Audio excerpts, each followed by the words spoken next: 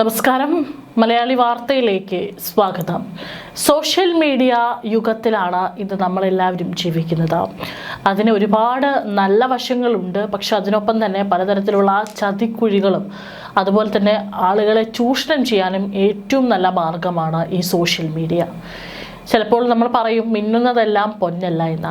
അതായത് സോഷ്യൽ മീഡിയയിൽ കാണിച്ചു കൂട്ടുന്ന പല കാര്യങ്ങളും പലരുടെ ജീവിതമാണ് എന്നൊക്കെ പറഞ്ഞ് പല ആളുകളെയും ഇൻഫ്ലുവൻസ് ചെയ്യാൻ നോക്കും. പക്ഷേ അങ്ങനെ കാണിക്കുന്നവരുടെ യഥാർത്ഥ ജീവിതം, സ്ക്രീനിന് പുറത്തുള്ള ജീവിതം അതായിരിക്കണമെന്നില്ല. പലപ്പോഴും സോഷ്യൽ മീഡിയയിലൂടെ പരിചയപ്പെട്ട വിവാഹ വാഗ്ദാനം നൽകി പീഡിപ്പിച്ച വാർത്തകൾ നമ്മൾ കണ്ടിട്ടുണ്ട്. അതായത് സോഷ്യൽ മീഡിയയിലൂടെ 4-5 ഡയലോഗ് അടിക്കുമ്പോഴേക്കും ഇത്തരത്തിൽ ചതിക്കുഴികളിൽ പെൺകുട്ടികളെ വീഴ്ത്തി അവരെ ചൂഷണം ചെയ്ത് അവരെ പീഡിപ്പിക്കുകയും അവരുടെ ദൃശ്യങ്ങളൊക്കെ തന്നെ പകർത്തുകയും ചെയ്യുന്ന അത്തരത്തിലുള്ള വാർത്തകൾ നിരവധി നമ്മൾ കേട്ടിട്ടുണ്ട്. ഇപ്പോഴിതാ വീണ്ടും വിവാഹ വാഗ്ദാനം നൽകി പീഡിപ്പിച്ചെന്ന പരാതിയിൽ ഇൻസ്റ്റഗ്രാം വ്ളോഗർ അറസ്റ്റിലായിരിക്കുകയാണ്. എല്ലാവർക്കും ഒരു പക്ഷേ ഇൻസ്റ്റഗ്രാം ഉപയോഗിക്കുന്നവർക്കൊക്കെ തന്നെ സുപരിചിതമായിട്ടുള്ള മുഖമായിരിക്കാം. തൃശൂർ താന്യം സ്വദേശി യദു ഗിരീഷാണ് അറസ്റ്റിലായത്.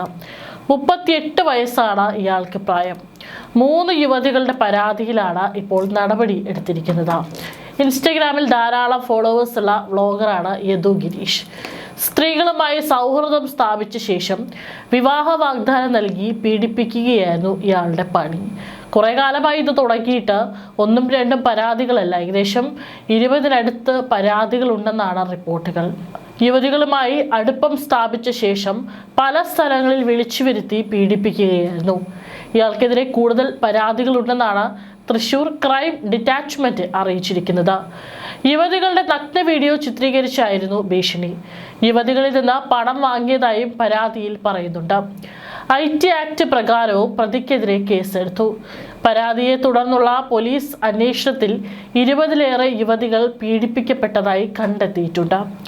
ഈ യുവതികളുടെ മൊഴിയെടുക്കാനുള്ള ശ്രമത്തിലാണ് തൃശൂരിലെ ക്രൈം ഡിറ്റാച്ച്മെന്റ് SP-യുടെ നേതൃത്വത്തിലുള്ള അന്വേഷണ സംഘം.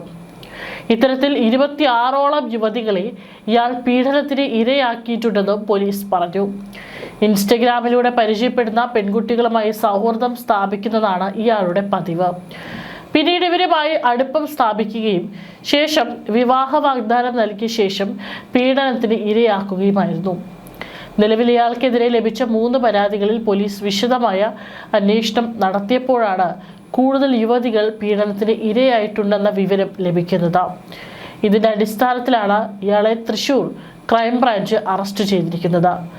ലൈംഗിക പീഡനത്തിന് പുറമെ യുവതികളുടെ നഗ്ന വീഡിയോ ചിത്രീകരിച്ച് ഭീഷണിപ്പെടുത്തിയും ഒട്ടേറെ യുവതികളിൽ നിന്ന് ഇയാൾ പണം തട്ടിയിട്ടുണ്ടെന്നും പോലീസ് പറഞ്ഞു.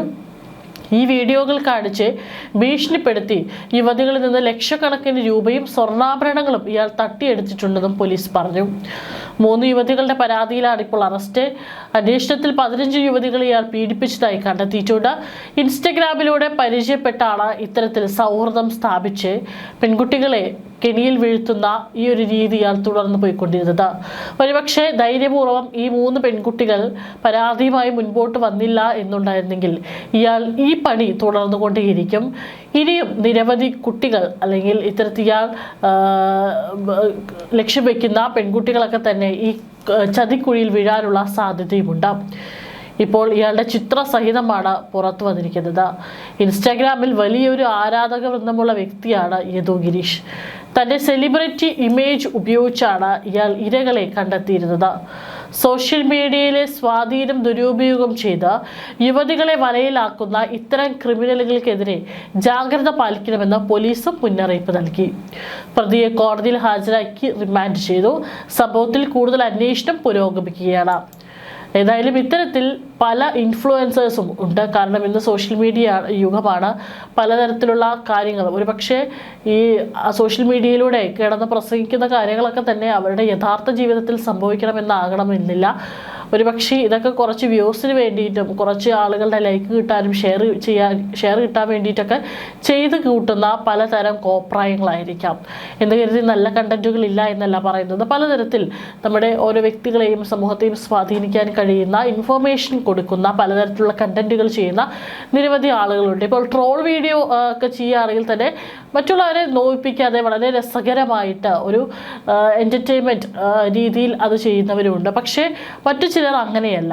എങ്ങനെയും ഇത്തരത്തിൽ ഈ പറയുന്ന കൃഷ്ണൻ്റെയൊക്കെ ലക്ഷ്യമെന്ന് പറയുന്നത് ഇത്തരത്തിൽ പല കണ്ടന്റുകൾ ചെയ്യുമ്പോൾ ഒരുപാട് ആളുകൾ തന്നെ ഫോളോ ചെയ്യാൻ തുടങ്ങും. അതിൽ പെൺകുട്ടികൾ സ്വാഭാവികമായിട്ട് ഫോളോ ചെയ്യാൻ തുടങ്ങും. അങ്ങനെ പതുക്കെ അവരെയൊക്കെ തന്നെ സൗഹൃദ വലയത്തിലാക്കി പിന്നീട് അവരെയൊക്കെ തന്നെ പീഡിപ്പിച്ച് ഉപേക്ഷിക്കുക എന്നുള്ളതാണ് ഇയാളുടെയൊക്കെ ഒരു ലക്ഷ്യമെന്ന് പറയുന്നത്. അങ്ങനെയുള്ള ആൾക്കാരെ നിങ്ങൾ തീർച്ചയായിട്ടും നമ്മൾ അവരെ വേർതിരിച്ചെടുക്കാനായിട്ട് നമുക്ക് സാധിക്കണം. അവിടെയാണ് എല്ലാവരും ഇതിൻ്റെ ഉപയോഗം നമുക്ക് നല്ല രീതിയിലാക്കാനായിട്ട് സാധിക്കുകയുള്ളൂ. കാരണം ഇത്തരത്തിലുള്ള ആളുകളുടെ എണ്ണം കൂടുകയാണ്.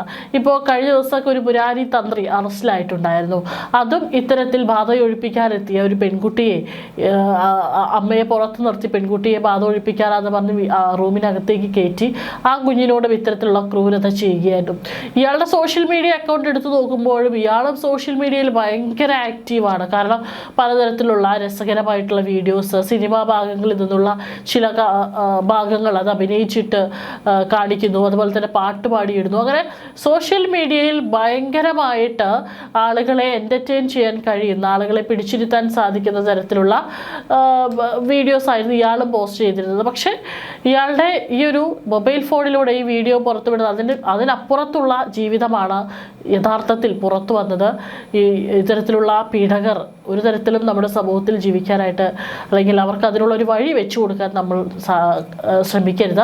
അതുപോലെ തന്നെ കഴിഞ്ഞ ആഴ്ചയിലാണ് സോഷ്യൽ മീഡിയ ഇൻഫ്ലുവൻസറും മുൻ പോലീസുകാരനുമായിരുന്ന സ്പീക്കർ ഫിലിപ്പ് മമ്പാടിനെതിരെ പോക്സോ കേസ് ഉണ്ടായിരുന്നത്. അതിൽ പ്രത്യേക അന്വേഷണ സംഘമാണ് ഇപ്പോൾ കേസ് അന്വേഷിക്കുന്നത്. ഇതും ഇത്തരത്തിൽ പലതരത്തിലുള്ള മോട്ടിവേഷൻ സ്പീച്ചുകളൊക്കെ തന്നെയാണ് ഇയാൾ നടത്തിയിരുന്നത്. പിന്നീട് അതുപോലെ തന്നെ മാനസികമായിട്ടുള്ള പിന്തുണ നൽകാനെന്ന പേരിൽ പലതരത്തിലുള്ള ഇത്തരത്തിലുള്ള വീഡിയോകളും ഇടാറുണ്ട്. അങ്ങനെയാണ് ഒരു പെൺകുട്ടിയെ പ്രതി പല സ്ഥലങ്ങളിലും കൊണ്ടുപോയി ഇത്തരത്തിൽ പീഡനത്തിന് ഇരയാക്കിയിരിക്കുന്നത്. മാനസിക വെല്ലുവിളി നേരിടുന്ന 16-കാരിയെ പീഡിപ്പിച്ചെന്ന പരാതിയിലാണ് മോട്ടിവേഷണൽ സ്പീക്കർ ഫിലിപ്പ് മമ്പാട് അറസ്റ്റിലായത്. കാഞ്ഞങ്ങാട്ടെ ഹോട്ടലിൽ ഫിലിപ്പ് റൂം എടുത്തത് സർവീസിലുള്ളപ്പോൾ ഉപയോഗിച്ചിരുന്ന പോലീസ് ID കാണിച്ചെന്നുള്ള റിപ്പോർട്ടുകളും പുറത്തു വന്നിരുന്നു. ഗ്രേഡ് SI ആയിരിക്കെയാണ് ഫിലിപ്പ് സ്വയം വിരമിച്ചത്. പിന്നാലെയാണ് മോട്ടിവേഷണൽ സ്പീക്കർ എന്ന കരിയർ തിരഞ്ഞെടുത്തത്. പെൺകുട്ടിയെ ഉപദ്രവിക്കണമെന്ന് കരുതിക്കൂട്ടി തന്നെയാണ് കൊണ്ടുപോയതെന്നും സംഭവം പെൺകുട്ടിയുടെ വീട്ടുകാർ അറിഞ്ഞതോടെ ഒത്തുതീർപ്പിന് ശ്രമിച്ചെന്നും റിമാൻഡ് റിപ്പോർട്ടിൽ പറയുന്നുണ്ട്. സമൂഹത്തിൽ സ്വാധീനമുള്ള പ്രതി മനഃപൂർവ്വം ചെയ്ത ഗുരുതര കുറ്റകൃത്യമാണെന്നും ജാമ്യം നൽകിയാൽ നിയമവ്യവസ്ഥ സമൂഹം സംശയത്തോടെ നോക്കുമെന്നും റിമാൻഡ് റിപ്പോർട്ടിലുണ്ട്. സാക്ഷികളെ സ്വാധീനിക്കാനും വിദേശത്തേക്ക് കടക്കാനും ഒക്കെ സാധ്യത ഉണ്ടെന്നും പോലീസ് വ്യക്തമാക്കി. മാനസിക പ്രയാസമുള്ള കുട്ടിയുടെ ബന്ധുക്കൾ കൗൺസിലിംഗിനെ ആശ്രയിച്ചിരുന്നതും ഫിലിപ്പിനെയായിരുന്നു. ഈ അടുപ്പം മുതലാക്കി വിശ്വാസ്യത നേടി പിന്നാലെ പെൺകുട്ടി സ്വന്തം വീട്ടിലും താമസിപ്പിച്ചു. അതിനിടെയാണ് രക്ഷിതാക്കളുടെ സമ്മതം പോലും ഇല്ലാതെ കാഞ്ഞങ്ങാട്ടേക്ക് കൊണ്ടുപോയത്. 2025 സെപ്റ്റംബറിലായിരുന്നു കേസിനാസ്പദമായ സംഭവം നടന്നത്. അതായത് ഇത്തരത്തിലുള്ള ഈ പറയുന്ന മോട്ടിവേഷണൽ സ്പീക്കറൊക്കെ എന്ന് പറഞ്ഞ് പലതരത്തിലുള്ള കുപ്പായങ്ങൾ എടുത്തിട്ട് ഇത്തരത്തിലുള്ള ആളുകൾ, ഇത്തരത്തിലുള്ള കഴുകൻ കണ്ണുകൾ നമ്മുടെ സോഷ്യൽ മീഡിയയിലുമുണ്ട്. അതിനെ സൂക്ഷിച്ച് കൈകാര്യം ചെയ്യാനായിട്ട് നമ്മൾ ഓരോരുത്തരും അത് ശ്രമിക്കേണ്ടതാണ്. അല്ലെങ്കിൽ ഇത്തരത്തിലുള്ള കെണികളിൽ ചെന്ന് വീഴാനുള്ള സാധ്യതയുമുണ്ട്.